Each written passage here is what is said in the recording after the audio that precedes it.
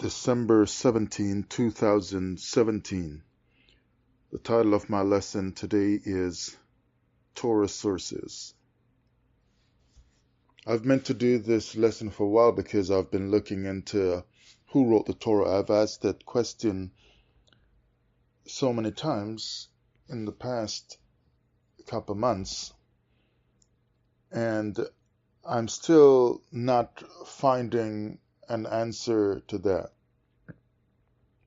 I've pointed out in another lesson recently that in the Torah you'll see books that start with the name of the person who is writing that book or who that book is about, but it seems like the whole Torah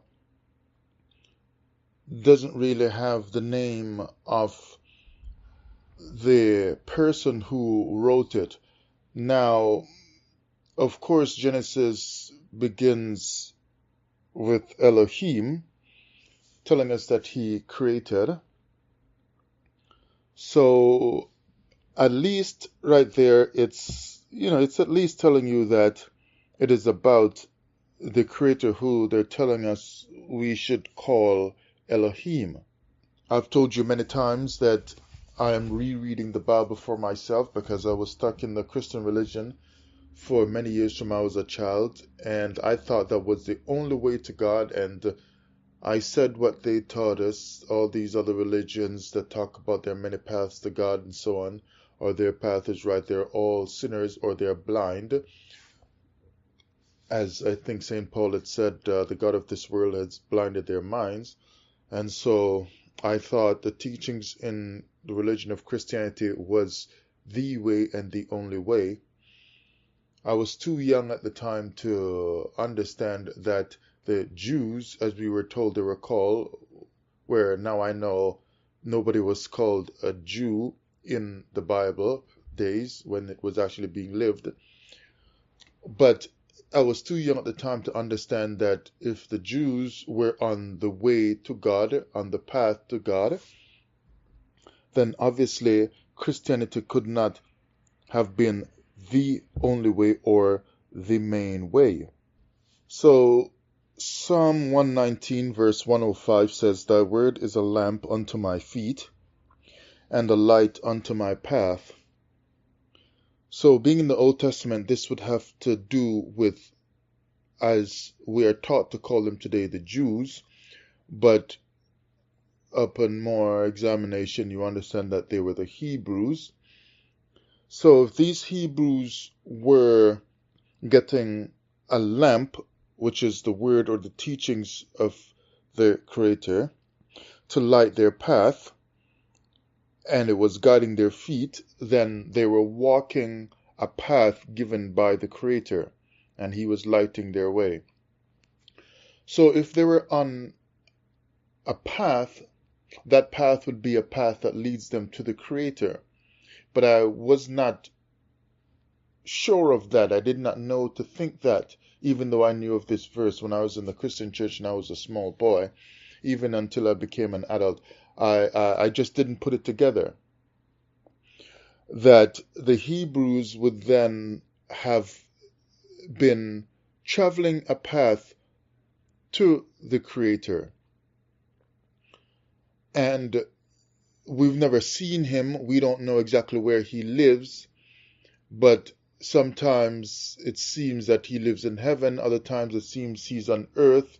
We may have to just think that sometimes he just comes to earth, but it looks like he lives right here on earth. Upon further examination of the scriptures, one day I'll tell you what led me to that.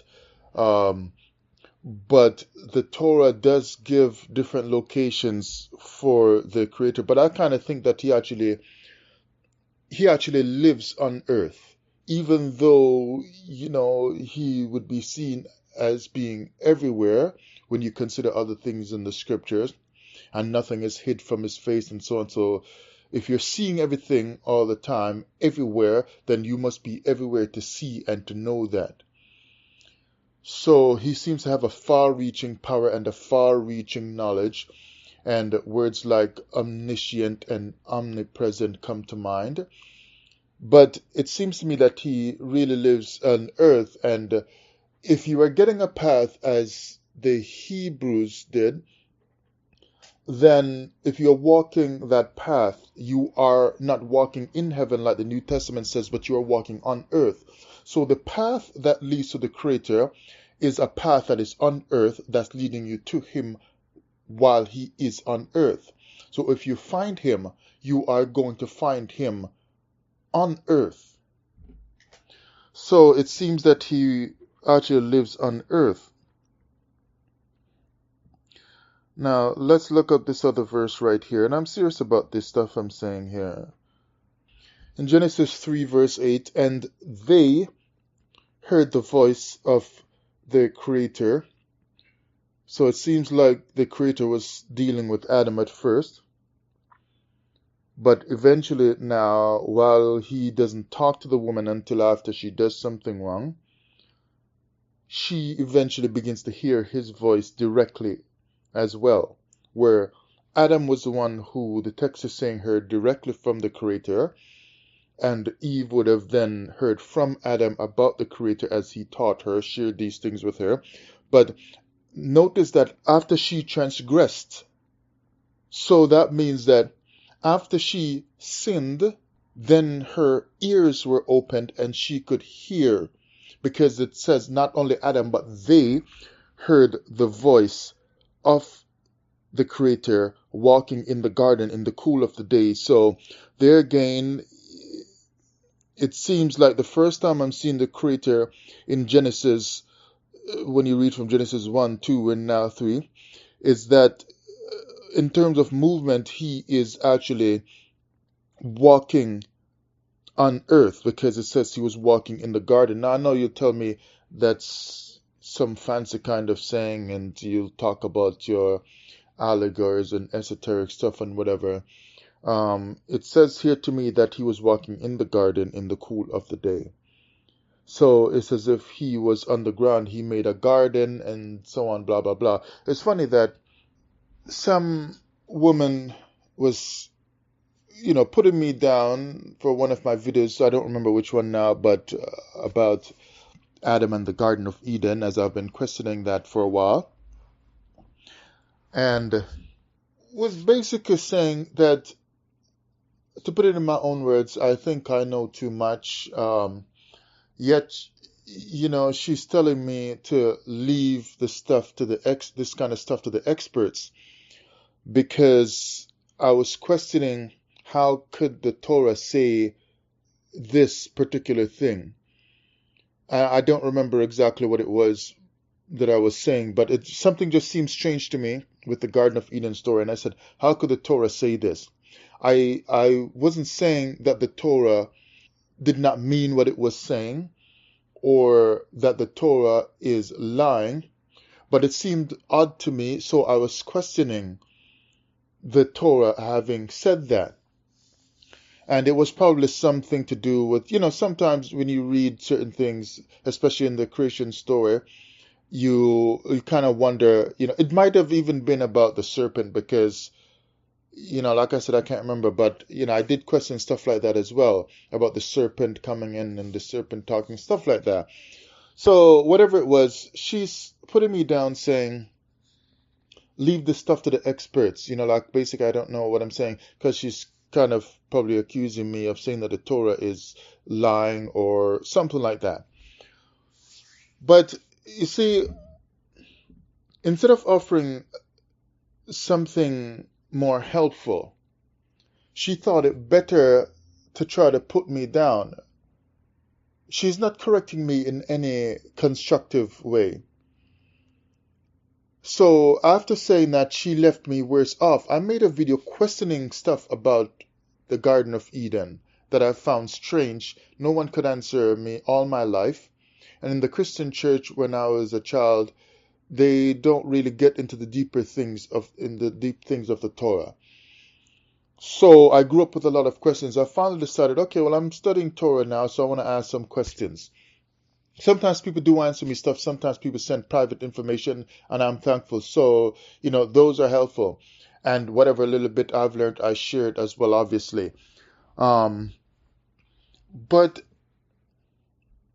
to say to me, leave this stuff to the experts, what that means to me is that she is participating in strengthening the people who teach in ways that don't really make things clear, but she's also participating in strengthening the hands of those who are working to teach errors, to teach lies. Because everyone knows that many lies have been taught about the scriptures, and that there are also many religions that were made out of the Torah.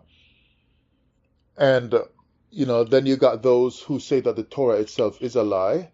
Now, I'm not telling you that the Torah is a lie, and I'm not convinced that it is a lie. Do I have many strong questions that would make learned people, take a few minutes longer to answer certain questions than they would like to? Sure.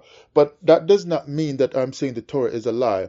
In fact, I've been thinking more the past 2 or 3 weeks that this book is so strong that it is very hard to say that it is not inspired by the Most High, that it is not the truth, while at the same time it is very hard to say everything in it is the truth, especially when you have only just a short time studying it, because some things in it really seem strange. But instead of making the world wiser or saying to me, okay, I see what you're trying to do, you're studying and you want to whatever, but here is someone who teaches on this, or who can help you, whatever, she'd rather put me down and say, leave this to the experts, in a put down kind of way. But what I would want to say to that is, I lived my entire life in the Christian religion, and now coming over into this Hebrew Israelite understanding, watching and listening and reading from the works of people who seem like they know a lot, and in some cases seem like they know all that there is to know about the Torah, in terms of just getting through the daily routines of life. I don't mean like they know every single thing in the universe. I mean, they know all about the Torah in terms of going through regular daily life and watching the prophecies, stuff like that, right? And that they can answer all the questions, or if they are asked, it will only take them probably just a couple of days to go and research it and find an answer quickly, because they have all this background information of years of studying the Torah. Whereas if you ask me certain questions about the Torah, I might need to study for another 2 or 3 years to answer certain deep questions. But I've watched and listened and read from all these people, and what I realize is that there are certain basic questions that they find impossible to answer, but they don't tell you they can't answer. They just give you an answer by reading from the Torah itself, and they might dig into science or something and tell you that. There's some things we just can't know right now, and it'd be nice to know it all one day. But so for her saying to me, leave this to the experts, in a put down kind of way, she's really making me feel like I should not have asked certain questions, and that I'm threatening her belief. You see, when people feel scared that their religious beliefs are threatened, or it might be taken down if people peer into things a little too much, then they just want you to shut up. And that's how you see Christians deal with when you tell them certain things about the Torah that they say their New Testament is built on. They don't want to talk to you anymore, because they feel like it is too threatening. They would have to change certain understandings that they have from their pastors and what they have learned over the years. So they don't want to talk to you. They don't want you to look into it anymore, and they don't want you to talk about it anymore. They just want you to come and get saved and get baptized and start worshiping Jesus, stuff like that, because you are blind and you read the old book. You need the new book, the New Testament, stuff like that. So people are scared, and so they react like that when I ask certain questions about the Garden of Eden, Adam, things like that. But I mean, the way I look at it is experts were not showing themselves as experts until they showed themselves as experts. Experts went to the same schools that some of us went to, and you went into some other field, and you might have done well also, but they in their field became like what you would call a real expert in their other field. But they just simply went farther than you did in your field. And you might not necessarily be seen as an expert in your field because you only went so far and it paid your bills and, blah, blah, blah, and so on. You still have a good life. But they went so much farther that they might be nationally or internationally recognized. And they may have written lots of manuals or books on the topics that they have covered in their walk of life. But the thing to note is that that same expert asked many questions along the way and did investigations. And science is about asking questions and doing lots of investigations and so on, right? Someone who writes a Bible commentary did not know all those answers when they were 10 years old. But over the years, they had an inclination toward biblical things and searched it out, did lots of studies over the years, investigated and so on, and read many books and studied a lot. And now when they put out their Bible commentary and the different revisions over the years, you go by the book because you think they are an expert with knowledge of the Torah and you go learn from them. But they were just the same kind of low-level idiot like you were at one point. That's what they were like. Idiot, not in the sense that they're just a dumb person in general in life, but an idiot in that era dealing with the Bible. But they learned, they asked questions, they investigated, they studied a lot, blah, blah, blah. So if I'm asking questions and you say that leave it to the experts is, how I should approach this kind of stuff, why don't you tell the next person who will write a commentary in 20 years to leave it to the experts? The person who is studying now, and eventually in their life it will be found that they wrote something like that. Why don't you tell them that as well? Because you participate in a world system that makes you not believe in who you are, so you have to knock down and hold down the next person, badger him over the head as well. Listen, I am not going to become great. I am great right now. I'm simply asking the questions that need to be asked and making the journey that I need to do and to be seen as the expert. I am not going to become great. I am great. I'm just learning how to express it. So when I deal with Torah sources now, I'm reading here, I just searched Torah sources, it pops up here. Well, I guess it's from ancient.eu/Torah, called Torah Ancient History Encyclopedia. It says, simply put, this theory states that the whole of the Torah is comprised of 4 main sources: J for Yahwist, E for Elohist, D for Deuteronomistic, and P for priestly. So, and I started this out because I was reading on the priestly source this morning. So I thought I would just make the video, which I've wanted to do for a while, and I'm going to make a few more of these videos dealing with the sources for the Torah. So I noted that when I was in the religion of Christianity, I came across these Torah source editors, and nobody, even now when I'm reading more, ever tells me or anyone in the world that I am aware of who these editors were. Who is this Yahweh's person who feels that he must represent the Creator, or Yahweh as they tell you he is, but he is not Yahweh? I've told you that many times. And by the way, I'm just a little delayed now, but I've already fully completed the first 2 lessons in the name of the Creator. So, with time, it's just going to get uploaded. But I'm trying to put it elsewhere other than YouTube. That wasn't working out because I tried one side, I couldn't upload it. So I think eventually, once I find a site that will upload, then I'll just go ahead and do it and release it, and then I might put the first 2 or 3 videos on YouTube, just to let you guys know that it's ready and blah blah blah, and know where you can find it, find the rest in the series.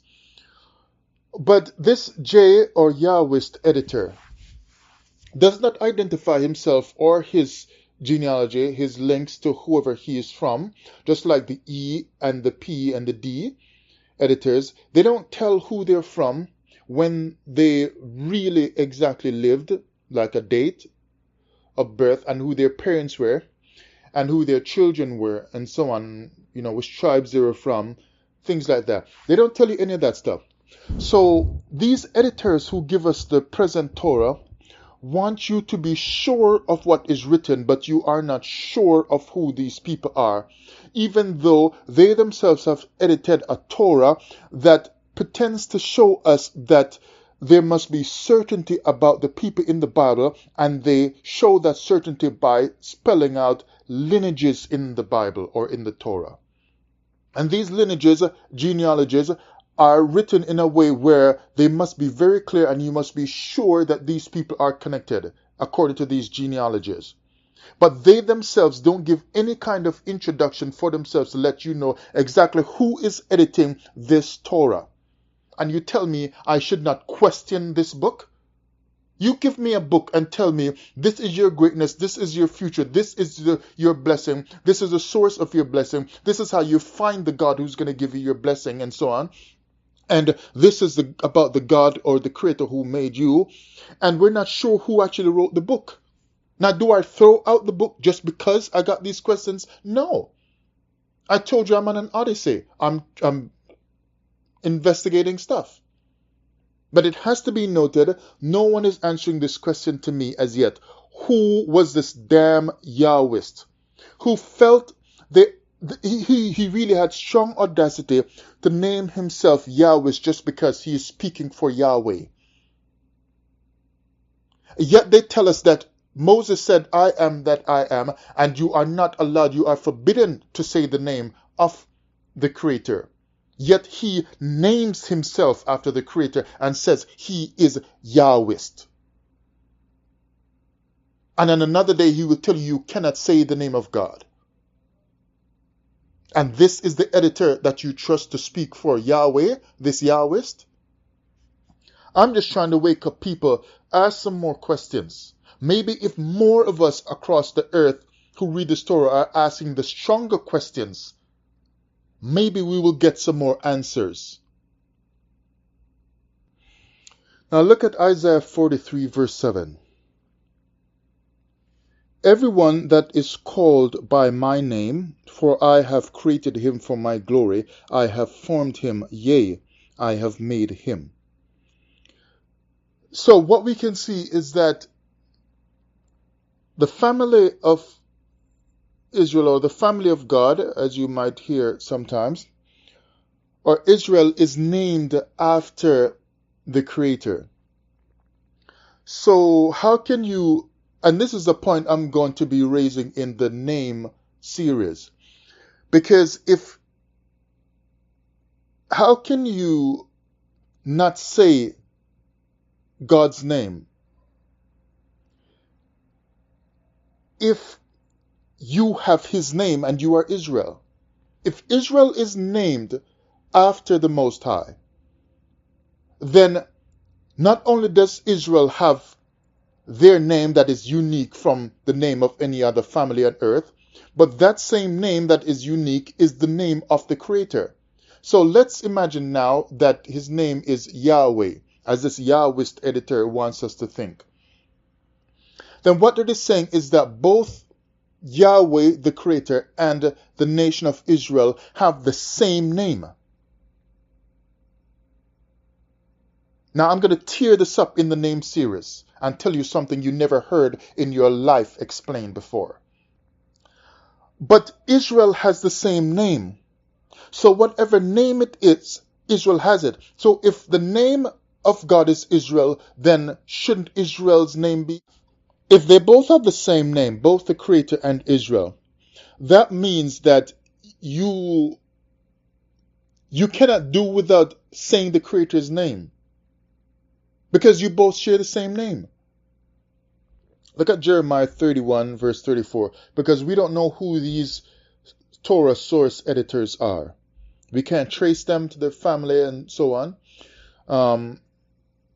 and see their children today. So they're mysterious in a conniving kind of way, and you can be mad all you want because I use the word conniving.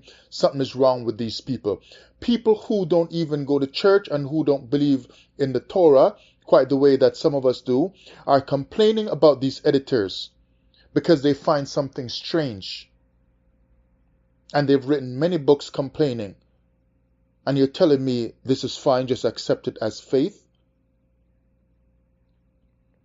Jeremiah 31 verse 34, and they shall teach no more every man his neighbor and every man his brother. So there's going to come a time when people are going to know. In other words, they're going to have questions answered, and those questions are going to be answered inside their heart, not out of a paper book that somebody else ruling over you can publish and market all over the earth. And you got to pay for it. It's going to be free in your heart. You will know internally. And like I posted up this morning on my Twitter account, Genesis 2:7. Let me read it here for you. And the Creator, where they will tell you Elohim, and they're telling you Lord God here, formed man of the dust of the ground and breathed into his nostrils the breath of life, and man became a living soul. If someone writes a commentary, you think they know what they're saying. But they write that based on what they think of the text from all the studying that they've done in their life. Well, if I were to write a commentary, it would also be what I think. And someone else would quote me. And my words would go international for those who like what I think about the text. So what I think about this text is that he formed man of the dust of the ground and breathed into his nostrils the breath of life, and man became a living soul. In other words, he formed man of the dust of the ground, and then he entered into the man, so that the man now has creator life, or the man has some kind of life that seems to be a little more in some kind of way than the life that is in, let's say, the birds or the animals. So if he made a bear, that bear breathes, but it is not telling us that he breathed into the nostrils of the bear. So even though the bear breathes the same air as the man, he says it about the man to let you know that something extra is going on between the creator and the man than is going on between the creator and the bear. So to me, it is saying that he entered into the man, thereby putting in some creator life or some more power into the man, or capacity into the man that the bear did not get, or that the animals did not get. So when the man gets this kind of spiritual capacity, he can rise to a level that a bear cannot. He can think like the creator. He can process things like the creator. He can judge things like the creator in a way that the animals cannot do. He will also search out deeper things than the animals will search out. He will be concerned with deeper things. And one of the things I'm concerned with searching out this morning is who edited the Torah and had the audacity to call himself the Yahwist in such an unclear manner, so that Yahwist is representing Yahweh, but presents me with a contradiction at the start by introducing himself as the Yahwist editor in a way that immediately leaves me with more questions than I'm supposed to have in a declaration text that he's giving me, which is the creation story or the Torah in general. So he is declaring things and making things known unto me so that I have knowledge and intelligence about the Creator. But he leaves me with the first point, which is just a question: who in the world are you? So he dropped the ball right there. And the Elohist dropped the ball as well. The guy from Deuteronomy and the guy from the priest as well, the D and the P. Now, this is maybe for some other time, but I'll just quickly ask the question that's on this page here. When was the Torah written and by whom? They say according to dating of the text by Orthodox rabbis. And notice it's by Orthodox rabbis. Rabbis who I don't see written off in the Torah itself. Or maybe they're there, but I need more studying to figure out that the rabbis were there. But it is not saying that the dating was given by the Hebrews or the people who were not yet called Hebrews. It's not saying that Enoch dated it. And it's not saying that Noah and some other people before and that Adam dated the stuff. Adam being the first one to have dealt with dates, because the Creator gave him day 1 and day 2 and day 3 and told him about that stuff. But according to the text by Orthodox rabbis who came up later on in the history of the earth, this occurred in 1312 BCE. But it seems that they are not quite sure who's writing this, so they say another date given for this event is 1280 BCE. Okay, not very far. It's not like 1,000-year difference. So generally around about the same time period. Now they go, the Talmud, Gittin 60a, brings 2 opinions as to when the Torah was written by Moses. I can't touch that one because I don't read the Talmud. I don't like the Talmud. And I don't see why a Talmud is necessary when you have the Torah. Because the oral Torah has to be the written Torah because it was orally given or spoken and somebody came down from the mountain and wrote it down. So the oral Torah is the written Torah. So all other considerations from everybody else on earth is just their considerations and their commentary, like I'm giving my audio commentary right here, right now. So if I call my audio commentary the Audak, I don't know if that's a real word, I'm just writing that. I'm just making that up, then the Audak, if it ever takes off in 1,000 years, will be seen as my own commentary. But there was still a given Torah before that was heard audibly and became a written Torah. What is the Yahwist source? The conjectured author or authors of the earliest of 4 main sources or strands of tradition, of which the Pentateuch, which is the Greek kind of way of saying the Torah, is composed, and in which God is called Yahweh throughout, as modifier the Yahwist source. So when you're dealing with conjecture, you're dealing with like an assumption or a hypothesis. So you're postulating, it's your own proposal and your supposition theory and so on. You're trying to get at something. So what we find here is that the people who we would expect to be the most learned people of the Torah, of the living word of the Creator, all the way from now, going all the way back to the Hebrews and all the way back to the Yahwists and the other source editors, all these people, going back to Mr. Yahwist here, all these people are just making conjectures. They make a hypothesis here and there, here and there. They're just not sure about a book of surety.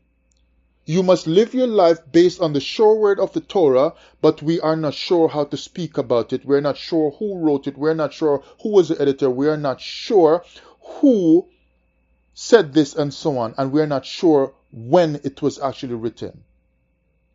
Because if the Torah was actually written in 1312 BCE or 1280, that is pretty late in the world. Because if people could live and be righteous, like I told you before, like Enoch walked with God so perfect until God took him, and did it so perfectly until the Creator removed him from the earth. Why does anyone need a Torah? Why didn't they just live the way Enoch lived? You're telling me people were around Enoch and he was teaching them and prophesying to them and giving them all these things. And they sat and lived with him and watched him. Some of them cooked for him, brought him food. Some of them did stuff, probably built him a little hut and so on. They did all these things. They were around the man. And they could identify no one else has lived so perfectly on the earth like Enoch, that the Creator took him. Let us live just this way and mimic him. Not a single person could mimic this man after he was snatched away. To duplicate his life and please the Creator? You're telling me such strength of living as Enoch did becomes so weak that not even the very next person beside him could actually duplicate that? But you tell me godly character and teaching and lifestyle begets godly character, teaching, and lifestyle? The Most High says, teach your children stuff. Look at Deuteronomy 6:7. And thou shalt teach them diligently unto thy children, and shalt talk of them when thou sittest in thine house, and when thou walkest by the way, and when thou liest down, and when thou risest up. That means all over your life, you should be teaching this stuff, showing it, whatever. So Enoch is doing this so perfectly, so well. And since Israel should have their children learn by watching and hearing their parents, why is it that they're expected to live the same way when they grow up? But the people who were watching and hearing Enoch could not do the same when they saw that the man was in touch with the Creator, giving all kinds of explanations about sun and moon and the journeys of the sun and the thunder and whatever. And nobody can imitate what this man did in his life.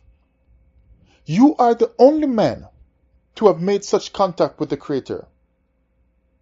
And nobody feels driven enough to imitate you and seek after the Creator the way you did.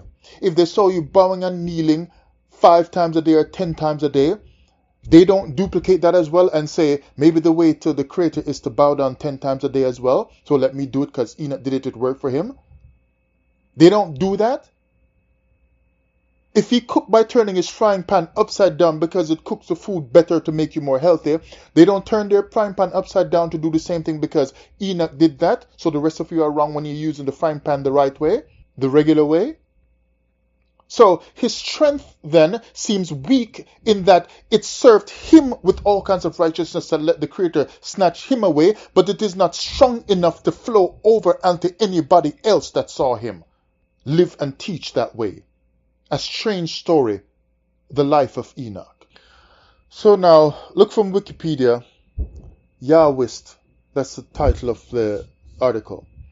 The Yahwist or Yahwist, often abbreviated J, is one of the hypothesized sources of the Pentateuch or the Torah, together with the Deuteronomist, the Elohist, and the priestly source. Notice that they said it's one of the hypothesized sources. And I mentioned that before, hypothesis. So they're teaching you, but they're not quite sure. So I still want to know who wrote this book. You're telling me the most important book that came from God. And every time we find it, it's torn up, it's in fragments. Like you get the book from God, and that's the best it could have been preserved. Like you preserve your documents for your contracts and this, that, and whatever. But the Creator gave you a book that you wrote down, and it's not that important. Like if you buried it for safekeeping, then you should have been rewriting it long enough to whatever. I mean, it just seems a little bit odd to me that every copy of the Torah that's found is all broken up, smashed up, battered up, torn up, rotting away, decaying. Like maybe the Creator should, how do you process that?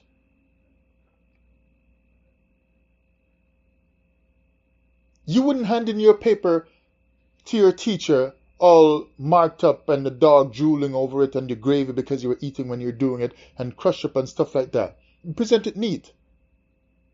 And certain other things you have in your house, you frame them like a photograph, stuff like that, to preserve it, make it look nicer. In your album, you got it under the plastic cover to make it last very long. And I'm not saying they did not do very good at the time when they were trying to preserve it by putting it in bottles and burying it. But if you know the papyrus or whatever else they printed it on lasts maybe anywhere from 200-300 years to probably 600 years for some better kinds or something like that, then after every 300 to 600 years you should keep writing it. But the proof is, here is some ripped up, torn up document from the God that we respect. Wikipedia again, titled Priestly Source. Priestly source, or simply P, is, according to the documentary hypothesis, one of the four sources of the Torah, together with the Yahwist, Elohist, Deuteronomist, and so on. Now, the characteristic of the priestly source include a set of claims that are contradicted by non-priestly passages, and therefore uniquely characteristic. No sacrifice before the institution is ordained by God at Sinai. The exalted status of Aaron and the priesthood, and the use of the divine title El Shaddai before God reveals his name to Moses, to name a few. Now this seems kind of strange, because I've told you in other recordings before, people were offering sacrifices long before all this was happening, before Adam was even in the garden. So go look it up. Now, as we go down more into the article dealing with the priestly work, here it is. They talked about some other guy that was dating the Yahwistic source. Then they say, even more radical was Rolf Rentorf, The Problem of the Process of Transmission in the Pentateuch, 1989, who argued that neither the Yahwist nor the Elohist had ever existed as sources, but instead represented collections of independent fragmentary stories, poems, etc. So I think he's trying to say here that these were just some fragments found, but they weren't actual people. So they're just naming the fragments as being the sources, as to being a real person who actually wrote this. But it still all gets kind of strange, because at some point somebody had to write something.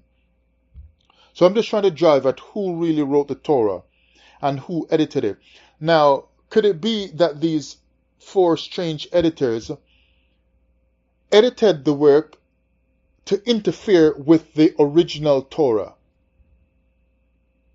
Because there are so many strange things and questions, the Torah doesn't seem to walk straight the way we have it. There's all kinds of arguments and fightings over it. So would it have been better and questions more answered if these sources did not interfere with the text to try to tell you that they're editing it? Because it seems like they made more problems or created the problems.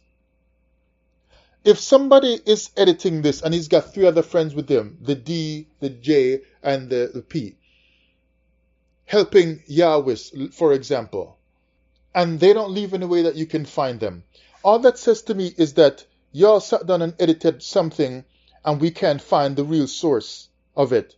We can't find the true original.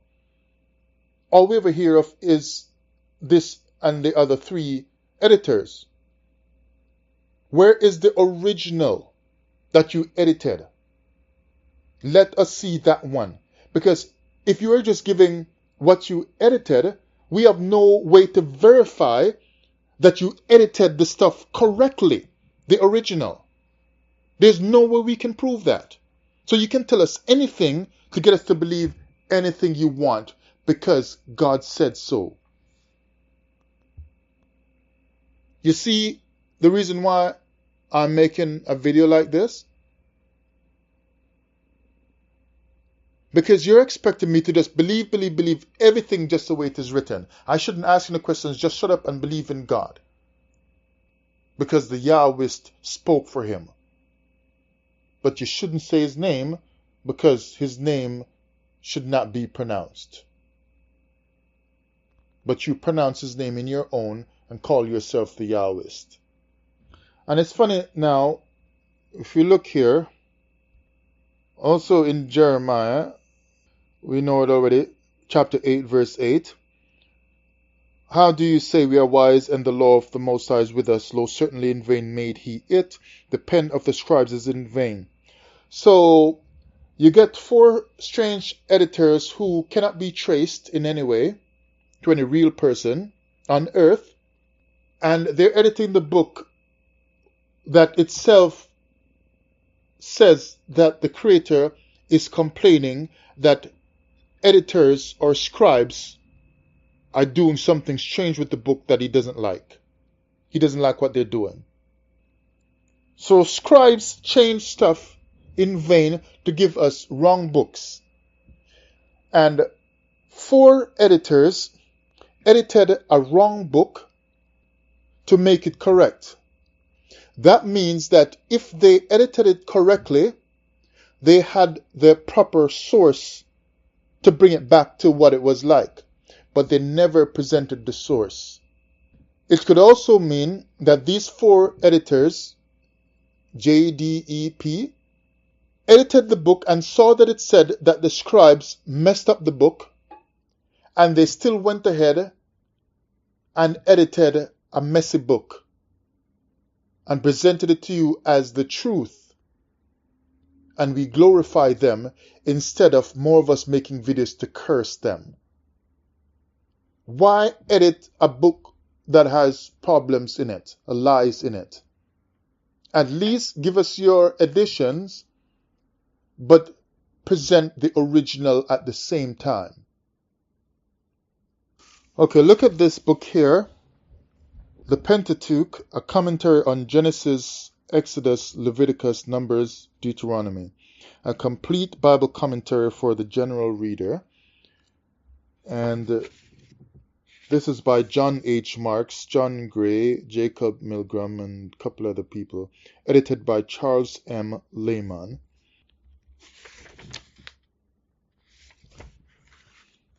People who write and teach the Torah usually bring it across as the truth from God. And we've all read of Moses going up to Sinai and so on. But if I look here now on page, let's look at page 26.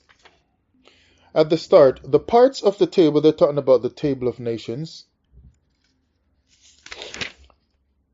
Genesis chapter 10. The parts of the table assigned to J, that's the J editor, are more narrowly oriented geographically and are also at some variance. Compare, for example, verses 7 and so on. I don't want to read them all now. They're talking about Cush, and in verse 6 to 7, Ethiopia, and the P editor is dealing with that one. And Cush in verse 8, the Kassites from the J editor. The idea, therefore, of a much older Yahwistic table of nations, more or less parallel with and basic to that of P, as assumed by some scholars, is questionable. So they're telling you when people look at it, it seems like something isn't walking straight in the table of nations. But the rest of us, just at the bottom on the level of belief, we just accept it, that the table of nations is correct just as it is listed. The P interest in genealogy, as in chapter 5, verse 1 to 32, would account for the collecting of various genealogical bits whose original significance was either unknown or disregarded. So someone was looking at this and deciding what to put in and what not to put in. The so-called J sections enumerate sons of Shem, presumably Ham, and perhaps Japheth, but the evidence for an original complete genealogy in J, descending from Shem, Ham, and Japheth, is inconclusive. So when these people are looking at the way it is written, they're saying, no, that's inconclusive.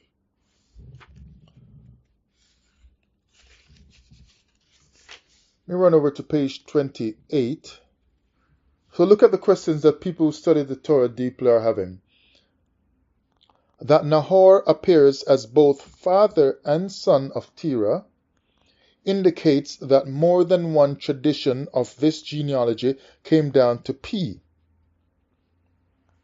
Abram, originally Abiram, means the or my father is exalted. And then his name was later changed to Abraham. So if they're telling you that it appears that more than one tradition of the genealogy came down to P, the priestly editor, then if they're writing that in, shouldn't they have made the other tradition of the genealogy available as well? Because to deny that to the world, if there was another source of the genealogy that's different from the one put in the Torah, is to say that you are sure of what you are including in the Torah. But what if you are not correct? Because since people have so many questions, that means something is wrong somewhere. Something is wrong somewhere. You should have given both genealogies, just in case you are wrong. Look here on page 29 from this book again. Patriarchal History, from chapter 12. And also chapter 26. The preceding stories of human origins are symbolic. See that? They are symbolic, mythical accounts of the human position in a universe believed to be created and ordered by God. They are not historical, but we were taught they were. So one person writes a commentary or some special fancy book on the Torah, tells you this is the history and prehistory of earth and of the people on earth and of the Hebrews and so on.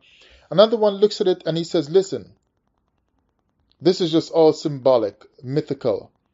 They are not real physical accounts. They are not historical. Now, I don't necessarily think that they are not historical, but this person must have seen something to let them say this is some kind of mythical account. They do not record events which can be validated by contemporary evidence. And that's true, although more and more research is being done, things are being uncovered and found out and so on. Rather, they record truth in a way more akin to poetry.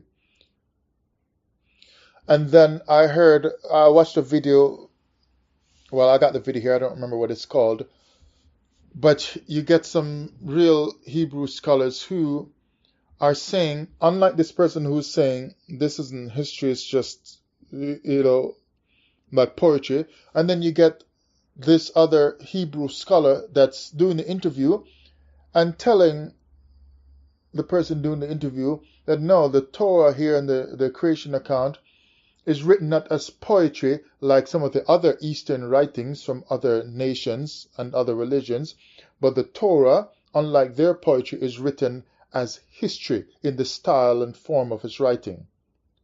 But this person is telling you here that it's actually written like that of poetry, not as history.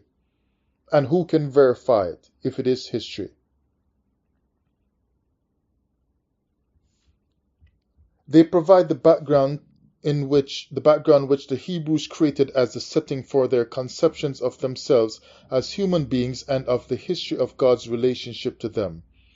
These writings are considered divinely inspired because the truths they proclaim have been experienced as true wherever the tales have been heard. In other words, they are believed when they are heard, and so you say they are true because you believe them. Because notice the person who does not believe them, they don't say it is true.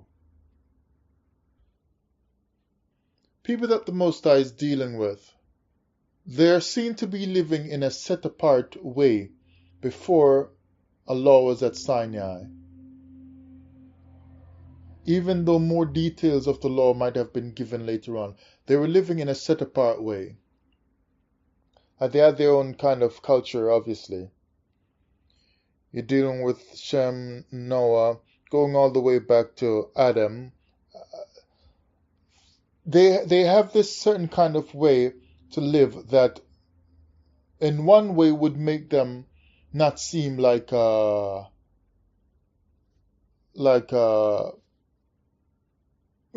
who is not set apart or not holy. They've got this clear kind of way to walk and so on.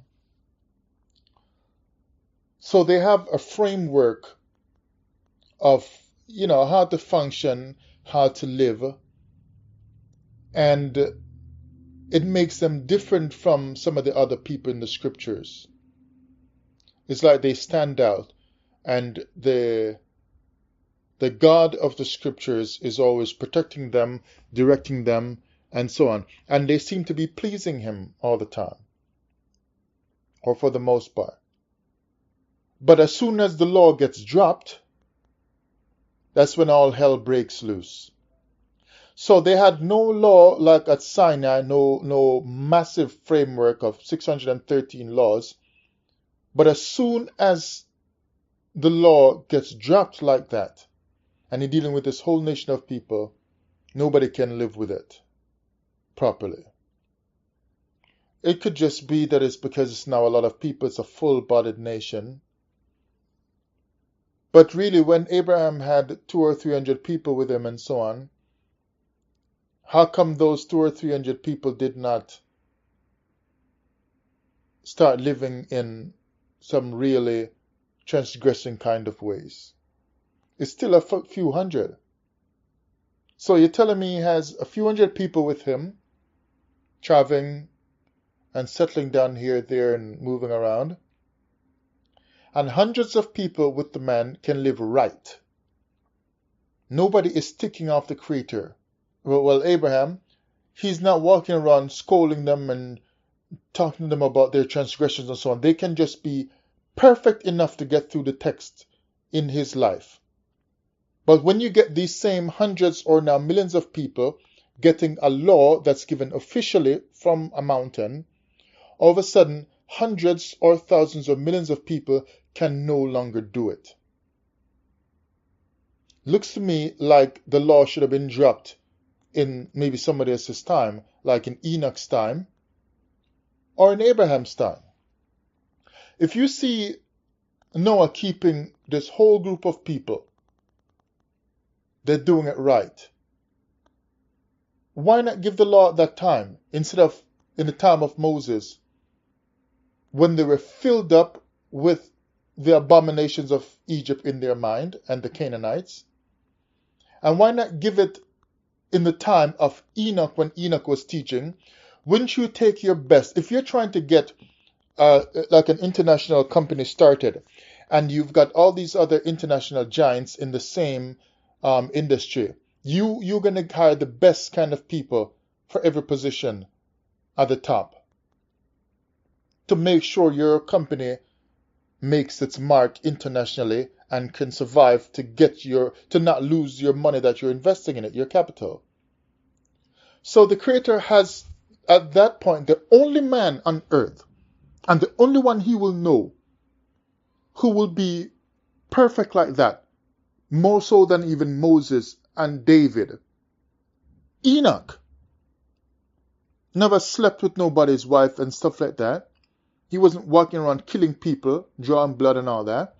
So he's got the best man for the job.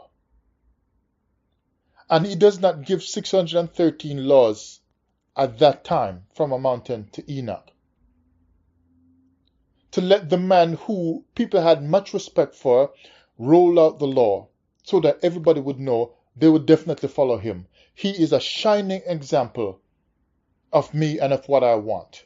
Moses' face might shine with light, but Enoch's example shines by living.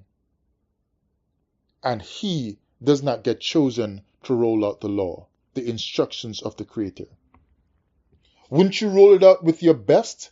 Because he can give the best example, because the best example of living the law is living the law. So if the man Enoch had already worked out how to live to please the Creator by these instructions, or lack of them being given, why not have him roll it out?